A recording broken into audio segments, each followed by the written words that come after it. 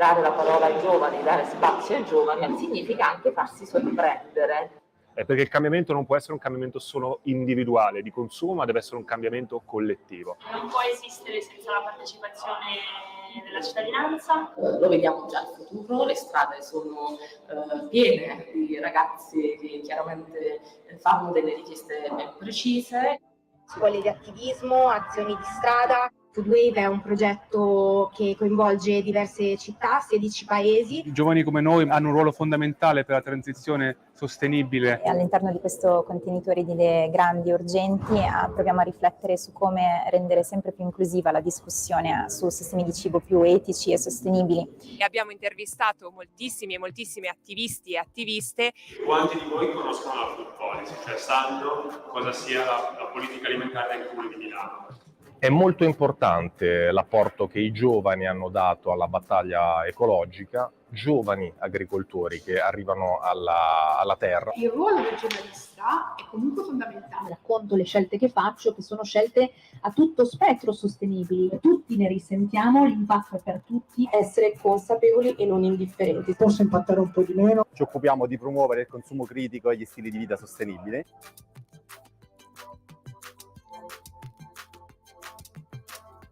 Más pronunciada entre la vida ambiental y humana. Nos han anestesiado y cada vez somos menos conscientes de nuestra codependencia para sostener nuestras vidas.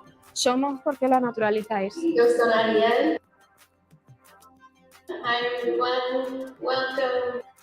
Con impegno e determinazione le battaglie si riescono a vincere, quindi volevamo anche lanciare questo messaggio qui. Riscopri che cosa vuol dire essere cittadino, possiamo unirci per far vedere che l'opinione pubblica va in quella direzione. Chiedere ai governi di mettere in prima linea nella lotta ai cambiamenti climatici proprio il sistema alimentare. E sviluppare attività di coinvolgimento delle comunità che possano accompagnare questa transizione ecologica con una transizione anche culturale. Un ponte per tutta una serie di contenuti che attengono alla sostenibilità. E cosa fa l'arte in questo? Racconta delle storie, ci dice qualcosa e quindi noi raccontando storie, facendo dialogare persone, magari apriremo questi scorci.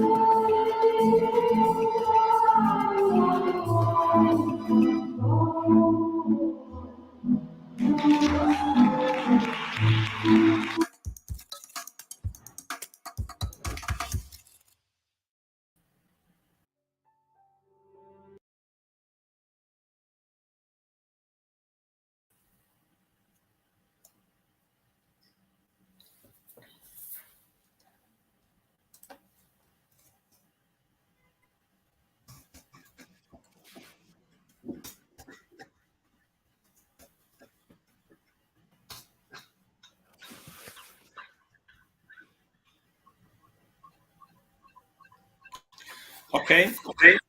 So, good afternoon to everyone. We are here for a public session included in this project, Food Wave project. For those of you who don't know exactly what is the project is about, Food Wave works on the policies of the municipality concerning food and climate. And especially with the perspective of the youth engagement. And in this session, I was asked to introduce and facilitate a roundtable with 4 different voices. Then I will present them to understand what is their opinion in their experiences, in their cities and networks about the role of local authorities in promoting food policies and climate policies in the perspective of youth engagement. And we are here with Filippo Gavazzeni of the Secretariat of the Milan Urban Food Policy Pact, with Cristina Sossan, Food Policy Officer of the Municipality of Milan, Caterina Sarfatti, who is Program Director of the program Inclusive Climate Action of C40, and Stefania Mato, of the food system program of C40. Now, I would like to share just a couple of slides, just to. Okay. Can you see the slides?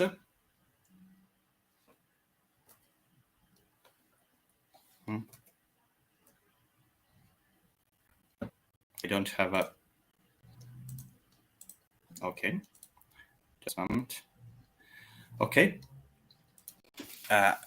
So the topic of this meeting is about how to improve our capability of policy making and youth engagement.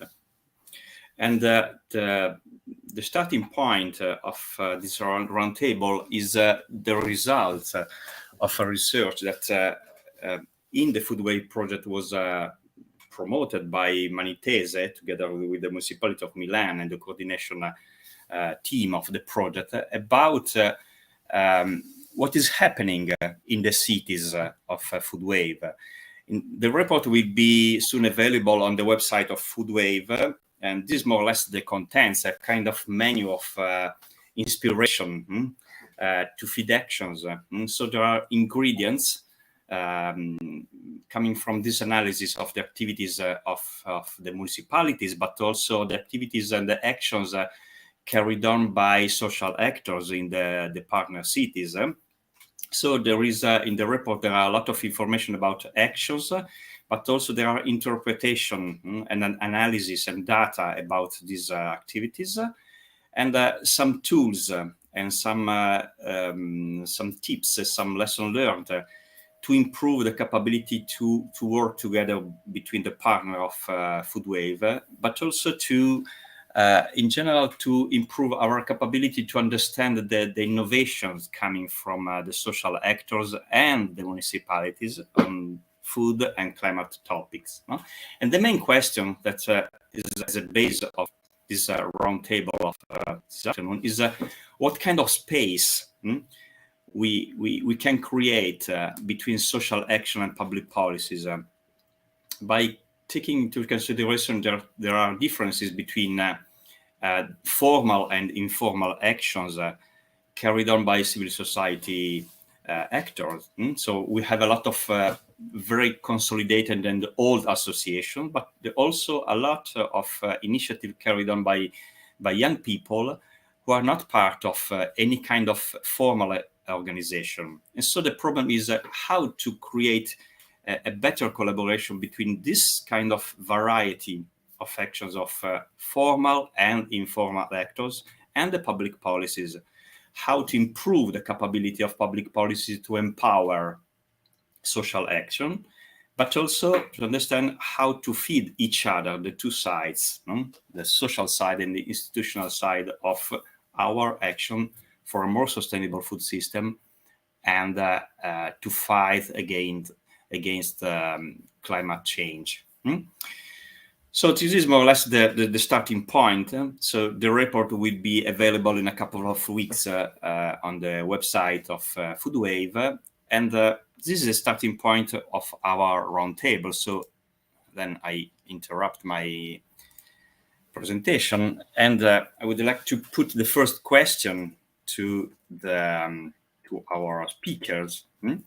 Maybe starting with Filippo Gavazzeni, of the Secretariat of the Milan Pact. Then each of you can say something about your role and your activities. But the first question for Filippo, but then Cristina, Stefania, and Caterina is about the contents of the actions of the youth, the urban youth, of the young people about food and climate.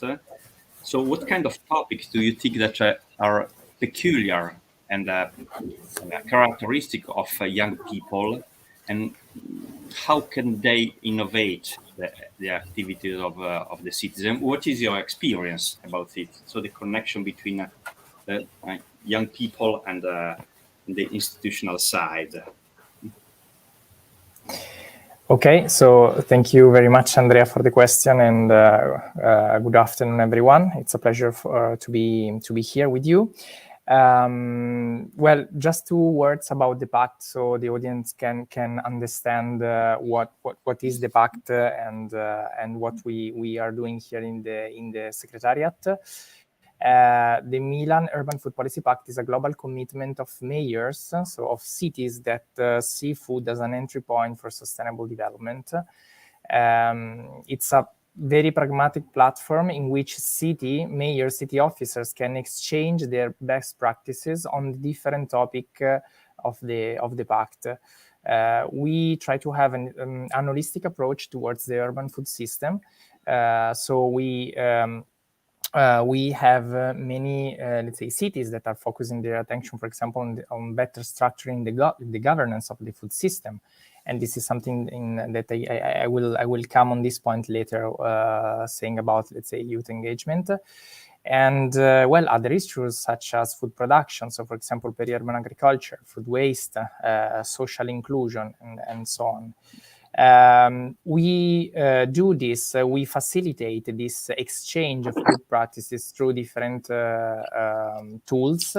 One is the two most important, let's say, are our global and regional meetings to advance together on specific issues. So, for example, we had the Global Forum hosted in Barcelona last October, and the issue was exactly the food and climate nexus.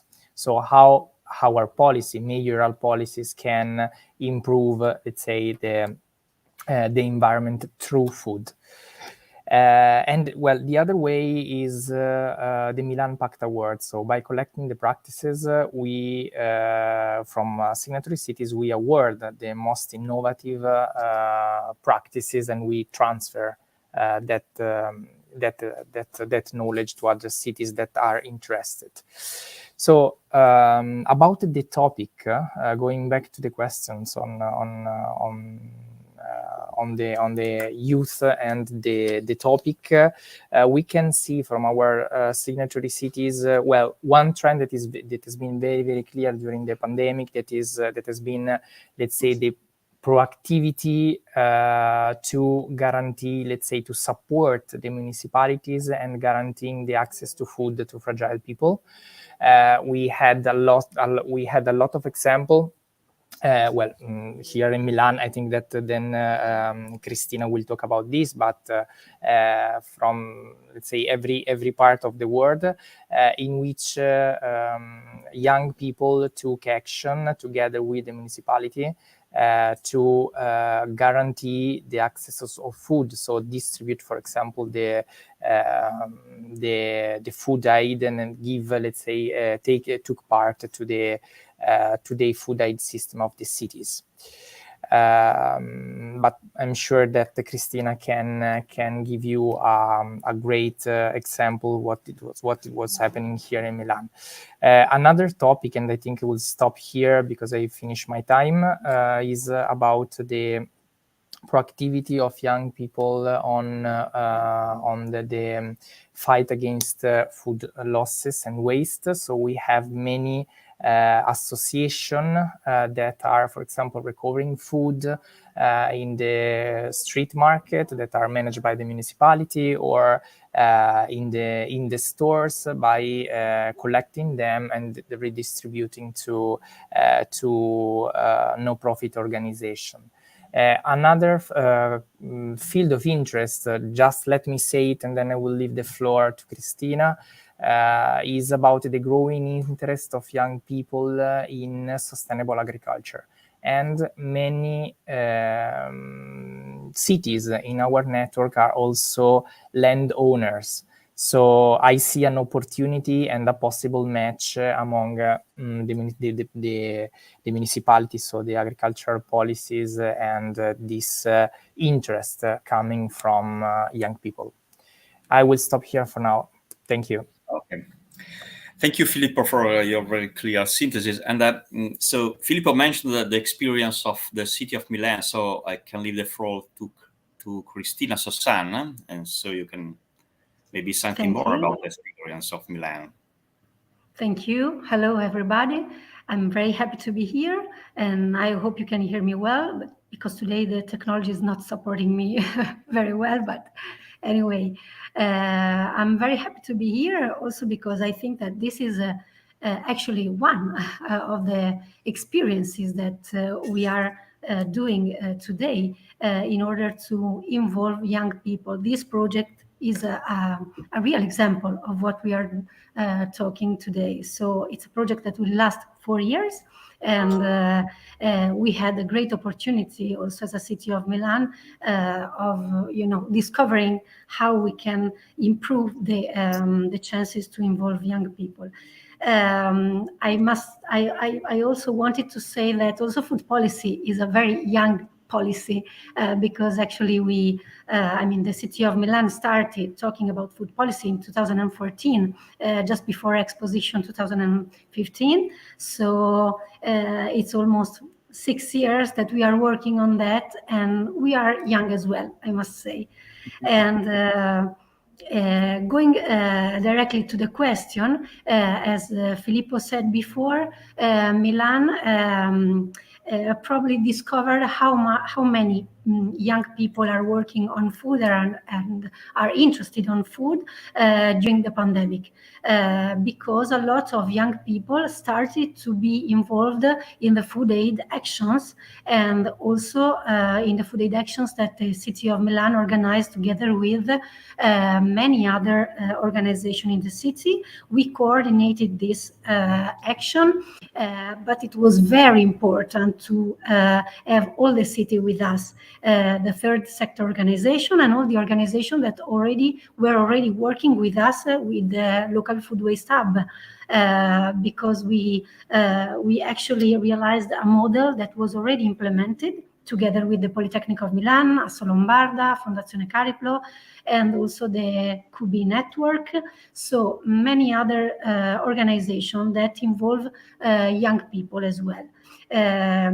One action among all the actions that we did was the one at the wholesale general market, where we set up the fresh hub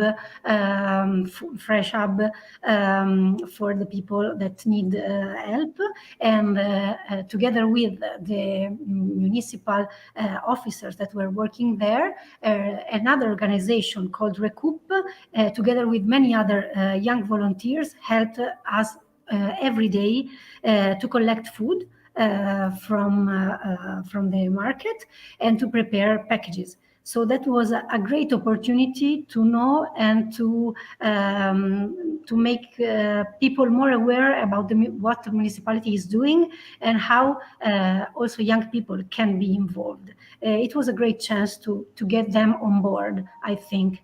There are, I think, a lot of things that can be done, but a lot of things are already ongoing. So in this first part of this chat today, I just wanted to highlight how important was the involvement of these young people in that particular and difficult situation. And we had the opportunity to take the chance of what was already in place in Milan. And so it was a very good opportunity to talk with also young people and to start a new way of discussing with them the food issues. After that, but I think that it's probably the next question, I think that the city of Milan has also tried to work in order to educate and to start to make some projects for young people and also very young, and we will discuss that maybe in the second question. So I leave the floor also to C40, that is the other big network that also involves many other cities on food issues. Yeah, thank you, Cristina. I think there is a connection between what was said by Cristina and Filippo about the role of young people in this kind of period with the pandemic, by mixing voluntary action and also paid work. So between job and voluntary action, which is one interesting point to understand what kind of innovation about urban youth. Then let's jump back to the dimension of a network by giving the floor to Caterina. The dimension of a network, and maybe also other topic about climate. So, Caterina. Yes. Hello. Thank you very much. Thank you for the invitation.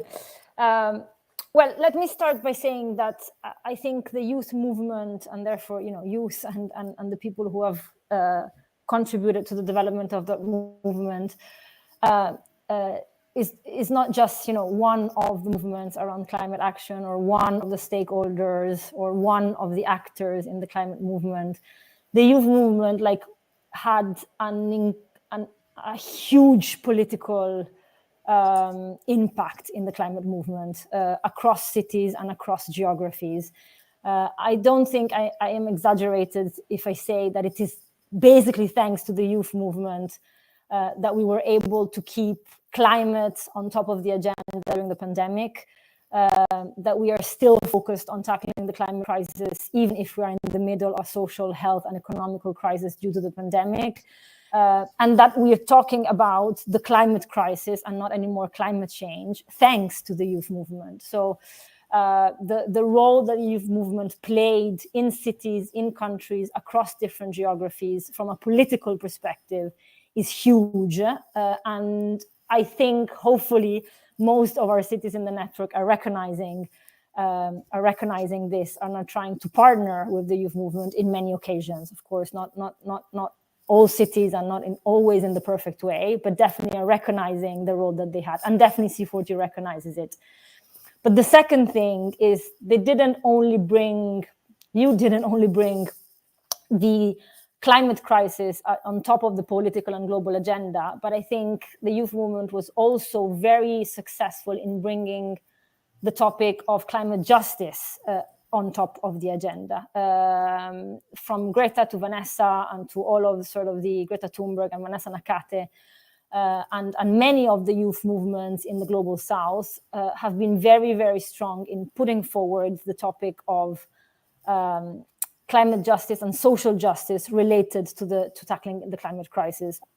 And this is something that C40 has been working on for the past 5-6 years, because the theory behind is that it's impossible to tackle the climate crisis if you don't tackle inequality, and vice versa. You cannot tackle inequality if you don't tackle the climate crisis. And this is because there are different inequalities at play when you think about climate and climate action and climate change. Between geographies, the global south is not impacted as much as the global north, but the global north is more responsible for the climate crisis. Within geographies, there are strong social and economical inequalities in cities. People like young children, elderly people, women, more impacted by the climate crisis.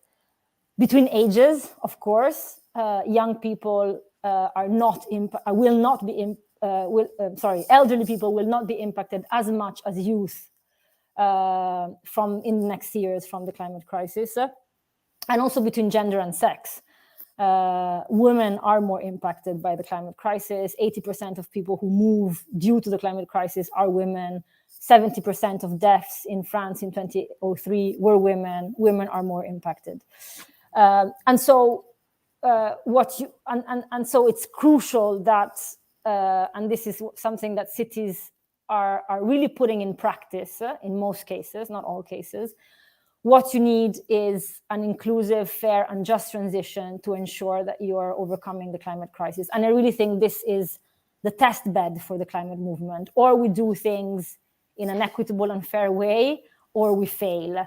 And I think the youth movement has been instrumental in bringing this forward. And very quickly to close, what does it mean to have an inclusive and fair transition? It may mean many different things in many different geographies.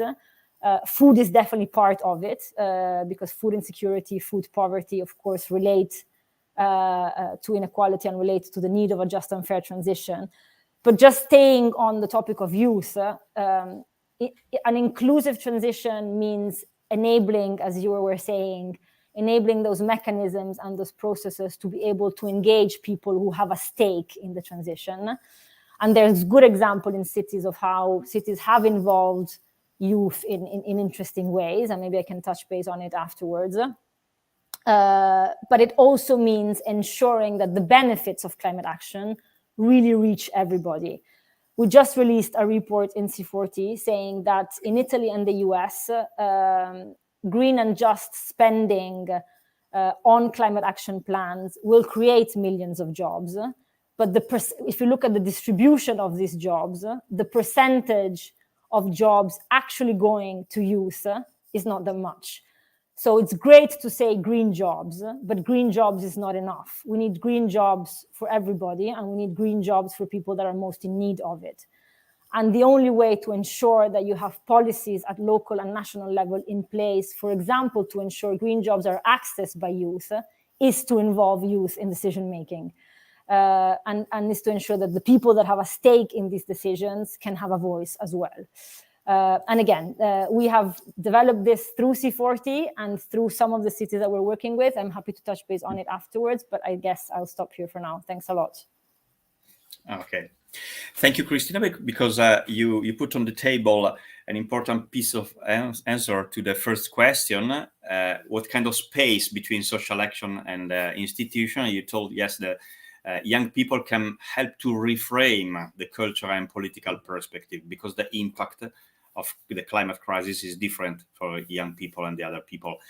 Then Stefania maybe can help us to connect food and climate, because it is exactly her topic, her job.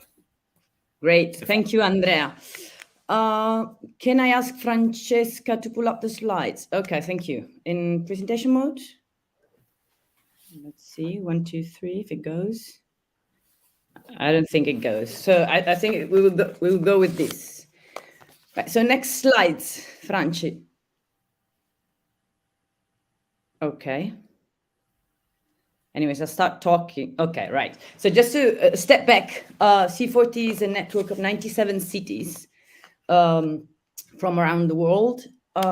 And actually 60 of them are working on the food system network, which is basically made up of 60 cities. Next slide. So what we do at C40 is basically we support them to provide each other with peer-to-peer technical assistance. We're kind of the switchboard from where we hope this peer-to-peer technical assistance can kind of take off. But we also work with them to set some vision, targets, timelines. And what we did on food specifically in 2019 was to create what we then called the C40 Good for Cities Declaration, which was signed up by 14 mayors and more to come. Next slide. So the Good for Cities Declaration goes around 4 different targets and objectives. So the first one is having all of the signatory cities, and the hope is having all of them aligning their procurement to the planetary health diet. And we'll go back to that definition in a second. The second objective is trying to push and shift the population of these cities basically towards a healthier and more sustainable food consumption. The third goal, which I think everybody knows well, is the SDG number 12.3, is a reduction of food loss and waste by 50% by 2030 again. And the last one, it's more like a process goal, like how to get there. So how to get by involving all different stakeholders, creating a strategy, adding food into the climate action plans. Next slide. So what we mean by planetary health diet, and what is it, the planetary health diet, is a reference diet you might have heard about.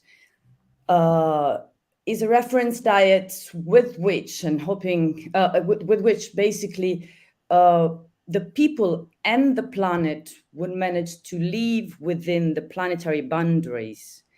Planetary boundaries is, I would say, it's a framework. It's a framework that was defined by the Stockholm Resilience Center.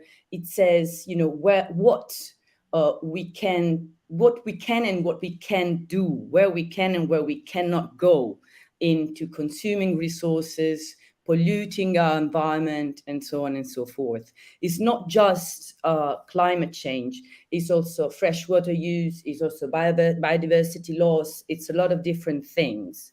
Now, with what a lot of scientists in the past years have come around is that if we solve the food crisis and the food emissions crisis, we might be solving a lot of all these other troubles, including climate change, because as you know, food is responsible for 1/3 of the emissions. So to get there and to find this balance, this would be the perfect way, moving all people towards these diets, which is, as you can see, heavy on fruit and vegetable, very light touch on animal-based products. With all the people in the world moving towards these diets, we will solve the climate crisis. Where are we standing right now? Can you go to the next slide, Franci? This is where we're standing right now. The boundaries, we should be in that orange circle, and this is the actual consumption globally. So you can clearly see there's a clear overconsumption of animal products, a clear overconsumption of starchy vegetables. And that's a problem, because that means a lot of things for land use, how the land is used, how much forest is not there anymore because it is being converted into grazeland, and so on and so forth. Next slide. So coming from these studies and this reflection, we at C40 developed our own research, trying to understand where were the emission reduction opportunities connected to food. And we realized that the biggest opportunity was clearly into supporting people shifting diets, but then also that there was a big opportunity into reducing food loss and waste. And that's why we created the declaration I just mentioned. Now, coming to youth, next slide. Okay. Youth, as Andrea was mentioning. Mm-hmm. Say it again? Time. Yes, sorry. Yeah. So when youth can be both the target or the driver of change, the target of some policies or the drivers of some policy. Next slides. And next. When it comes to being the target, I just wanted to flag that there are a lot of projects that have been piloted around the world. One of which I think it's curious has been run in Copenhagen city. Youngsters have been interviewed to really help cities understand which would have been the best policies to be put in place for them to shift their own diets. They were looking at what youngsters were doing after schools, where they were going, what they were eating. And by really interviewing a lot of people and going around the city realized that they were eating junk food, unhealthy, unsustainable food because the offer was not there. It was the unhealthy and unsustainable food was the easiest option. The city realized that there was not an affordable, healthy option available for kids. So what they did in this pilot is try to see whether by providing that offer, the consumption of these youngsters would have changed, and it happened. They brought there some food trucks with healthy and sustainable food, and immediately all of that consumption of very bad food dropped. So, and now they are working on this inside to try to see how to create and support a better supply. Last slide. Yeah. Sorry. Again, Francesca, next one. And next one, sorry, a lot of things. Okay, so in this other case, the youngsters have not been the object, but instead the drivers. And this is a project that happened in Oslo, where basically a bunch of 200, 300 self-selected families decided to enroll into this program, where they were basically asked to try to reduce their waste. thanks to the youngsters' participation and a lot of spin generated with this gaming approach on social media, 72% of reduction was the average, with peak of 92%, which is an amazing result. The only thing that this project provided to people was a little shit, asked them to weight on the scale, as you can see in the picture, their waste bag on the first day, and weight that waste bag at the end of the month. So 30 days after, and that's the reduction. So bringing awareness to the people about how much waste they were generating throughout the times, and asking people, kids really, to try to change the receipt, providing that with little thing brought that result, which I think it's amazing. Yeah, and I pause here. Sorry, Andrea. Okay, Stefania, thank you for not only for connecting food and climate, but also for introducing the topic of social media. That is one of the part of the second question that I would like to put on the table, because what we see, we know that the young people communicate a lot through social media, and the youth belong to different kind of I can say of social aggregation, so formal and informal, so social media, informal networks, and so on.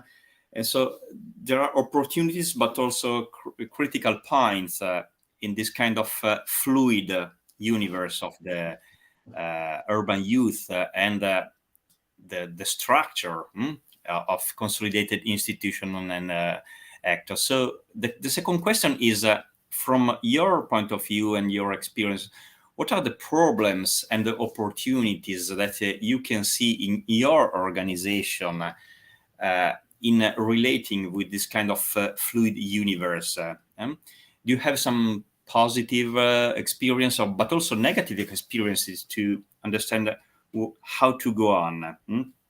So the question is about your experience in the relation between this kind of fluid aggregation or social media, or this kind of young kind of communication and the institutional activities. Filippo. Okay, so I would like to start from the tools. So the social media.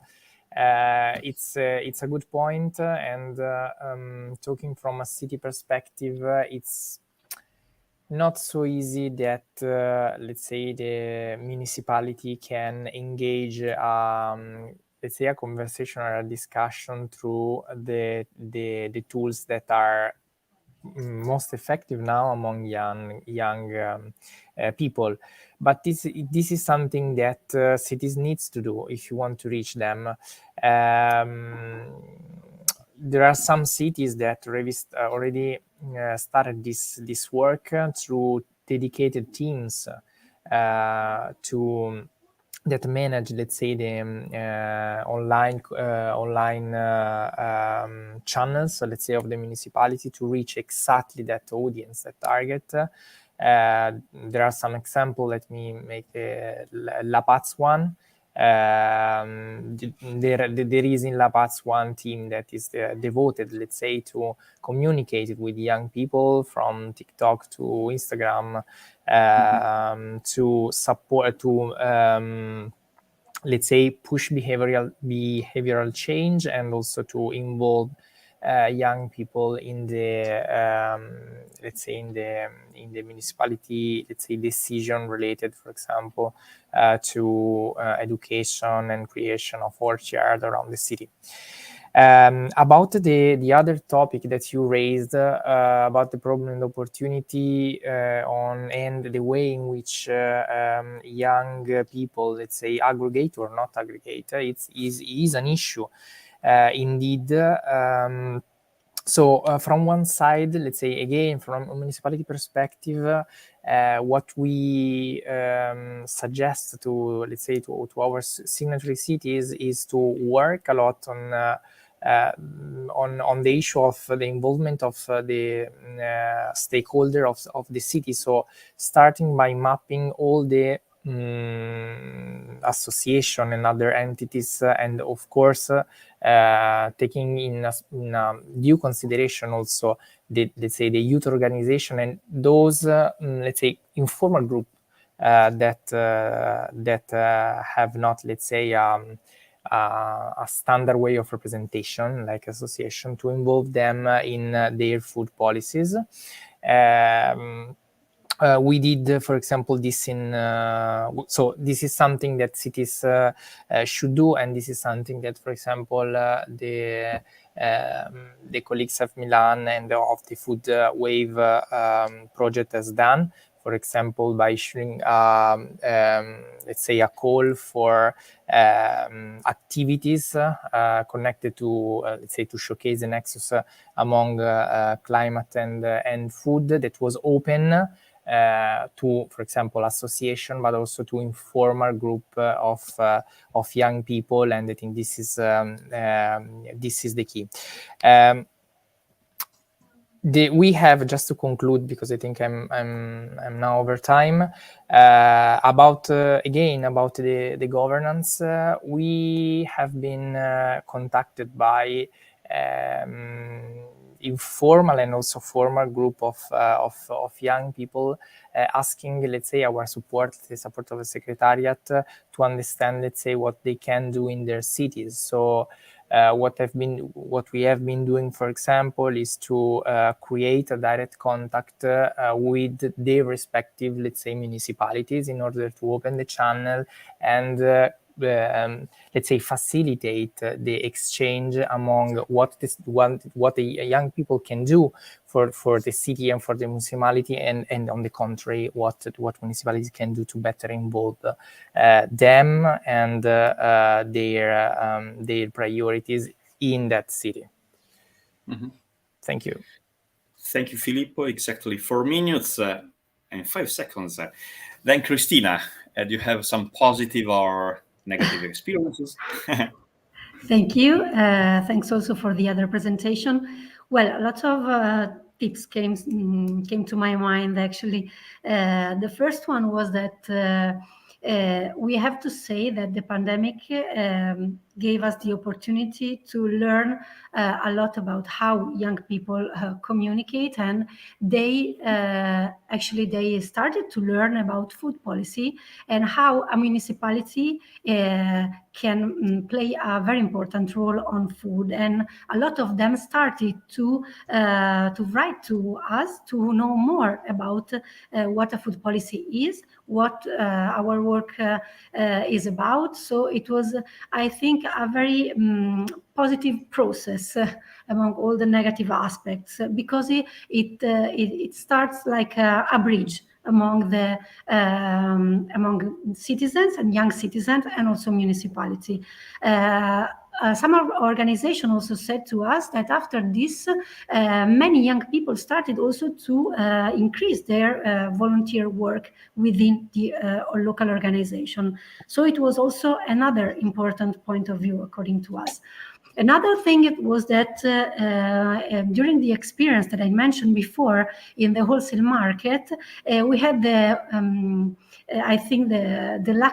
we have been lucky because some influencers took part to these activities, and they have been able to share their work there and to increase and involve a massive quantity of young people in that issue, in knowing what is important, why is important to talk about food, why is so important to relate food to climate, as Katerina said before, and to the everyday life, and to all the simple aspects that can be taken into account in order to be sustainable. Of course, as you mentioned, there are a lot of young people that are already aware on that, but on the other side, some other people are not. So it was, I think, positive above all the negative aspects, as I said. So that were also some thoughts that I wanted to share. I also wanted to add that it was the chance also to know more about what a municipality is doing also for parents and also for many people that started to know that we work also through, for example, through Milano Ristorazione, in order to make some program for very young people. So starting from the young generations in order to make them be part of the sustainable diet, as Stefania was saying before, because we, as City of Milan, together with our public service provider, are working every day in order to create sustainable menus year by year after years, and also to create some tools for raising awareness and educates small children against food waste or to have an healthy diet, but also parents. And I start here to talk about social media because I think that also together with our public service provider, there are a continuous work on Facebook, for instance, in order to talk about with the parents about the strategies, about new policies on sustainability, on the way that we are trying to work and to develop a sustainable path for their kids, their children, and the city, and so to build a healthy cities starting from children. So I think that this is very important as well because, as Stefania was saying, we targeted also the young people since the beginning of their school career, I must say. The other point is that Filippo was saying before is that this pandemic that puts, I'm talking about the municipality of Milan, in this case, our action in the front and in front of the eye of all the people in Milan started to create a lot of interest among young people that started to write us asking for opportunity to make some stage or opportunities of working together with us for a short period or make some thesis, some research, part of research in order to understand better how a city can work on food issues. So I think that there are a lot of points that have been raised through this pandemic, but also after this pandemic, and we will work on that.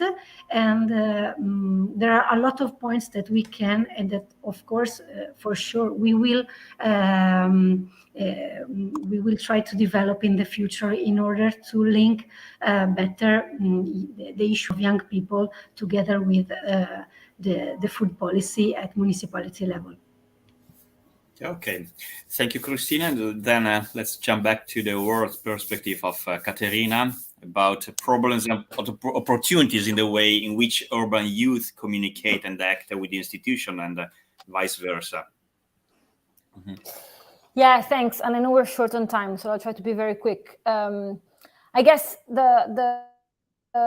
what we're experiencing in the cities and through our network is exactly, I think, how Greta Thunberg put it, in the sense that on one hand, we cannot expect the youth movement or youth or youngsters to come up with all of the solutions, and it wouldn't be fair. I think in many of her interventions, Greta put it very well. Like, we are signaling a problem, we're telling you to listen to science, but we cannot solve the climate crisis for you. And in particular, this is true when there is an engagement between youth and people who detain power, like mayors and like national governments. And so this is a dynamic that can pose challenges and opportunities.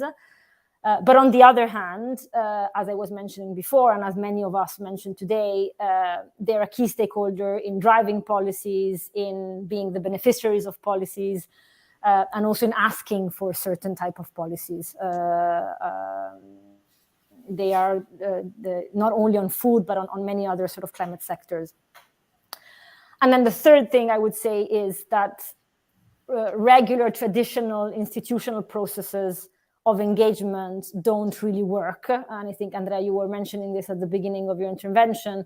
And so the cities that have been more successful in having a positive relationship with youth or youngsters or the youth movement are those who are not expecting youth to come to the city, but they are going to the places where they find youth and youngsters. There's a very interesting example in Sydney that as part of their climate action plan, they had sort of regular engagement and traditional sort of inclusivity processes, but then they had specific targeted activities to engage young children in schools, people at high school, in pubs. They had this nice way where city officials, I don't know if you can picture this, but like city officials going to the bar and sort of drink beers and explain about the climate action plan and say,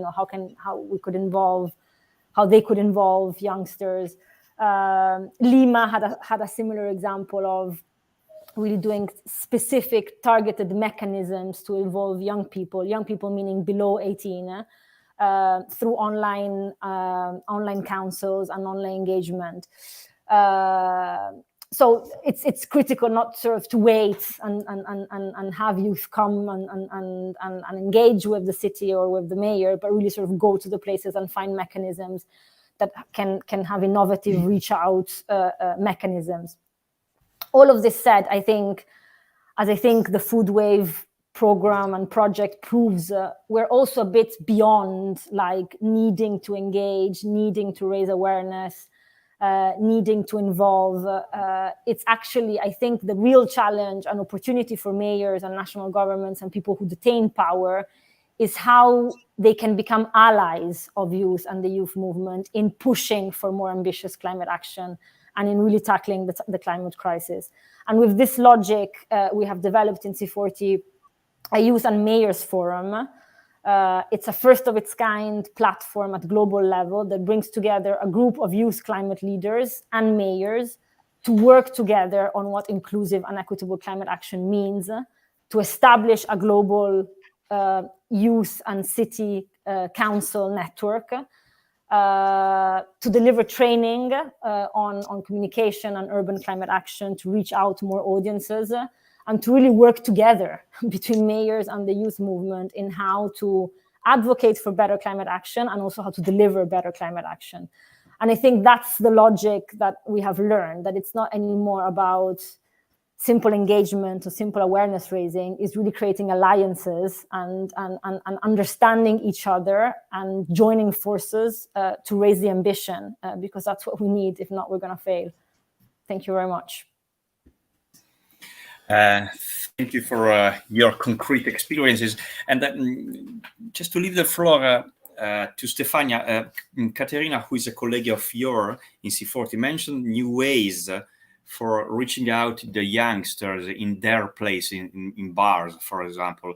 But do you have some example of difficulties in scaling up in a very structured context to scale up the experiences of the invisible actors, like informal groups, association, and young people? Yeah, clear, Andrea. Yes, it is troubling. Like the example of the Oslo project I mentioned before. That project hasn't been refunded. So even if it was and has been one of the most successful intervention when it comes to food waste reduction at the household level, when the city had to approve the second round of funding, they didn't. And that because it was probably conceived to be on a very small scale, grounded on two, I would say, unreliable pillars, like social media spin, youth. Those were conceived to be, not enough as to deserve a second round of funding. And that, that is the trouble we are facing and we are seeing in many cities. And it is clear that, it might be that in the future Oslo will go back to this decision and change its mind. I'm not sure. I mean, it really depends on the Oslo Council. But I mean, we're seeing this trouble happening everywhere. The problem here is that until cities and mayors really feel comfortable in starting to be not just like the service provider as usual, but kind of the influence provider. So putting there all the possible levers for people to make better consumption choices. It doesn't mean to be the only and unique service provider. It means I'm supporting people make better consumption choices, better choices for their life, not just consumption. Take the bike instead of the car. You have to play around a lot of different levers for that to happen. You're not, the city is not giving bikes as present to people, but they are creating all the right condition for people to make that right choices. And the same needs to happen when it comes to food. The same needs to happen when it comes to waste. In a lot of things, you are pushing people toward the right direction. It's not a service, it's influence. So if that mind shift is difficult, it's difficult at technical level, it's difficult at political level. So it's very hard right now. But I think, the opportunity is there. Science is coming to support us. Those evidences coming from behavioral science are really there and are really effective, as you've seen with the numbers. So it's just a matter of really trying to embrace that science and work in that direction. And we're seeing some cities already kind of restructuring themselves around behavior change department. So now, inside the environment department, there is the behavior change one, and then everything around, like the service providers are around, because now that is kind of the easy part. The service provision is the easy part. The difficult part is really change behavior. I'll pause here. Okay. Thank you, Stefania. And I know that in the public chat there are some questions, but also some information and something that could be interesting for all the audience. I think that we are quite in time, and so I can give the floor to Valeria Fantini, right? Hi. Some final statements, information. Okay. Thank you very much. So while the presentation starts, I will just introduce myself. So I'm Valeria from ALDA, one of the partners of the Food Wave project. And we are responsible within the Food Wave project of the sub-granting scheme that is launching next week. So what I'm going to talk about today is just an overview. I just want to give you an overview of the sub-granting scheme that is launching next week. And we thought about talking about it right now at the end of this session, because actually it's perfectly in line with the question that was posed in Andrea at the beginning, that is to say, how to improve our ability to engage youth. In fact, this project, this sub-granting scheme, will support at least 16 project proposals on the topic. If we can go to the next slide, please. Okay, thank you. And the topic of the project proposals that will be supported by this scheme is going to be, again, the nexus between food and climate. So the project proposal will have to be in line with the objectives of the DARE program, which is the program that finances the Food Wave project, with the Sustainable Development Goals and the Milan Urban Food Policy Pact. Specifically, the projects will have to deal with sustainable diets, local alternative food system, fight against food waste, sustainable food education, and fight against climate change. Now let's see who the beneficiaries are going to be. The next slide, please. So the applicant must be a local authority, specifically a municipality or a city. Of course, now you see all these criteria of eligibility, but you will be able to dive deeper with the text of the call that is going to be launched next week. But again, this sub-granting scheme of this year is going to be directed towards local authorities. As for the activities, as for the target of this food wave sub-granting scheme, on the next slide, we can see that the target is young people. And this is why this fits perfectly within this, within this set of very interesting interventions. Because the target of the actions that we are going to support with this call must be young people, and something that is very important is that these young people will need to be truly mobilized, engaged, and identified. So this is something that local authorities, while applying, have to keep in mind. This is very important. Then on the next slide, we can see the eligible activities. So first of all, something I need to stress is that the activities will have to take place in one of the EU members of the Food Wave projects, that are the one you can see on the slide, but you will also see in the call. The activities we will support with this sub-granting scheme are communication activity, promotion and dissemination activities, awareness raising activities, training activities, initiatives against food waste, art projects and initiatives. So all of these, any of these activities that is carried out by a local authority can be supported by this sub-granting scheme. Now let's see one of the most important things in the next slide, which is the size of the grant. First of all, the budget of the action that is going to be submitted to us must be of maximum 5,000 euros. And within this budget of 5,000 euros, each applicant will benefit from a financing of 75% from us of the total budget. But we'll have to provide a co-funding. Now, this will be very well explained in the call, but co-funding is a support of the project with the own means of the project applicant, and we will need this 25% of co-funding. Again, something that I want to stress is that while the budget must be of maximum 5,000 euros, of course, the local authority that wants to apply with the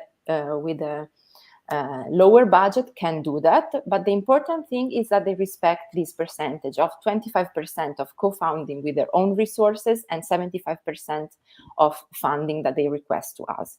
Something else that I want to stress is that we try to be as inclusive as possible with any size local authorities. So if a local authority has already planned a bigger event, a bigger festival that is perfectly in line with the objectives of this call and the Food Wave project, and wants to fund one or two or more of the activities with this grant, but the budget of their overall activities is bigger, this doesn't matter per se. What matters is that the budget that they present to us is 5,000 euros. But this is just an introduction because it's important, but you will see it more clearly in the call.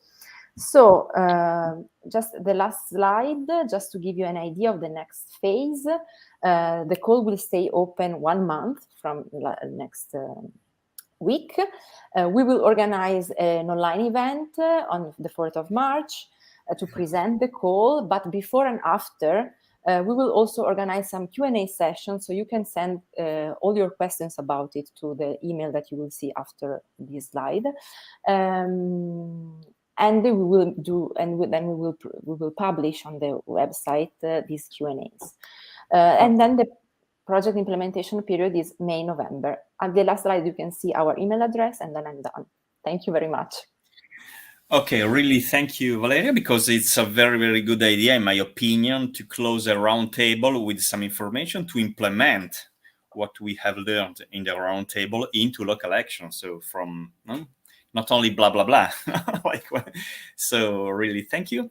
And then we have a couple of minutes to see a graphical synthesis of the roundtable provided by Marco, who worked behind the scene to help us to synthesize everything. And you will have all this kind of documentation and material and the call for the grant and the synthesis and the links on the website of Foodwave.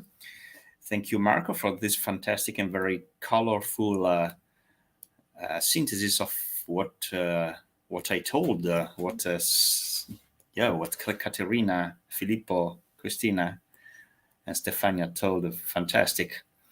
This is a way to synthesize everything, and maybe to